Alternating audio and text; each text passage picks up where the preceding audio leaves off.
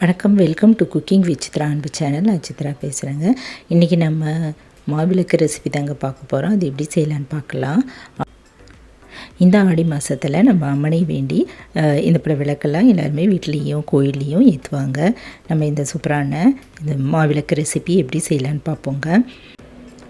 வீட்டில் எப்போவுமே சந்தோஷமும் நல்ல வளத்தோடு செழிப்போடு இருக்க நம்ம இதை அம்மனை வேண்டி இந்த விளக்கு நம்ம ஏற்றலாங்க. வாங்க இப்போ இந்த மாவிளக்கு எப்படி செய்யலான்னு பார்க்கலாங்க.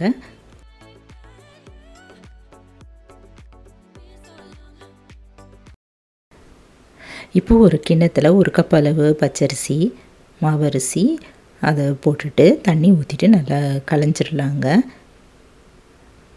களைஞ்சிட்டு கீழே ஊற்றிக்கலாம். இப்போ இதில் மூழ்கிற அளவு தண்ணி ஊற்றிட்டு 2 மணி நேரம் ஊற வச்சுட்டேங்க.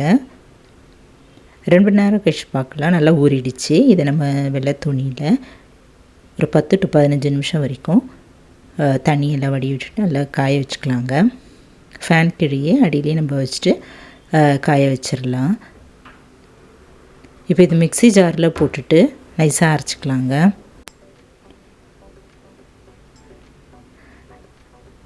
அரைச்சிட்டு இதை நம்ம சலிச்சிடலாம். சல்லடியில் போட்டு நல்லா 2-3 தடவை சரிச்சிடுவோங்க. திரும்ப மிக்ஸி ஜாரில் போட்டுட்டு நல்லா அரைச்சிட்டு சலித்து எடுத்து வச்சிடலாம்.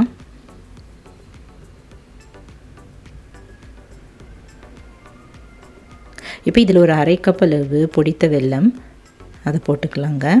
ஒரு 1/2 டீஸ்பூன் அளவு ஏலக்காய் தூளும் சேர்த்துக்கலாம்.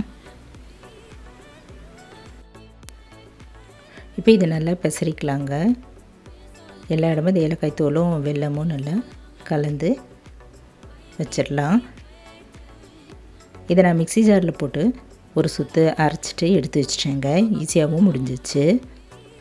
இப்போ இதில் நல்லா பிசைஞ்சிட்டு 2-3 ஸ்பூன் அளவு நெய் ஊற்றிக்கலாம். நெய் ஊற்றிட்டு நல்லா கலந்துக்கலாங்க.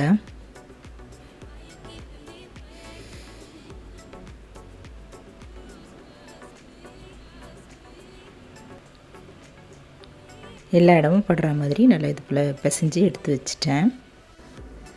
விளக்கேற்றி வச்சுட்டு நம்ம சாமி படத்துக்கு முன்னாடி நம்ம ஒரு தாம்பாளத்தில் இலையை விரித்து போட்டுட்டு இதில் பூ வச்சுட்டு நம்ம உருட்டி வச்சுருக்கிற அந்த மாவு சென்டரை அப்படியே வச்சுட்டு சென்டராக ஒரு குழி ஒன்று தயார் பண்ணிக்கலாங்க.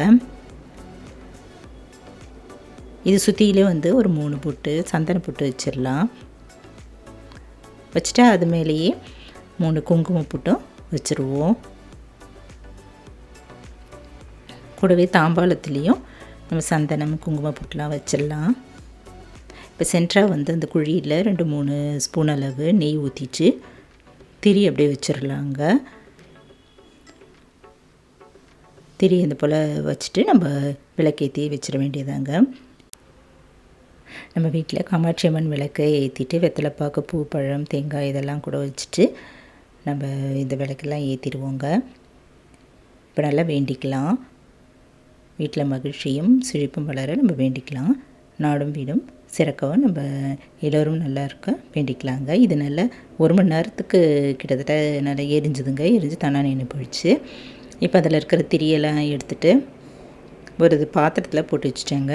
இது ஒரு 1/4 கப் அளவு தேங்காய் துருவி எடுத்துட்டேன். இந்த மாவை இன்னொரு பெரிய பாத்திரத்தில் ட்ரான்ஸ்ஃபர் பண்ணிவிட்டு துருவின தேங்காய் இது மேலே போட்டுட்டு நம்ம பிசைஞ்சிக்கலாம்.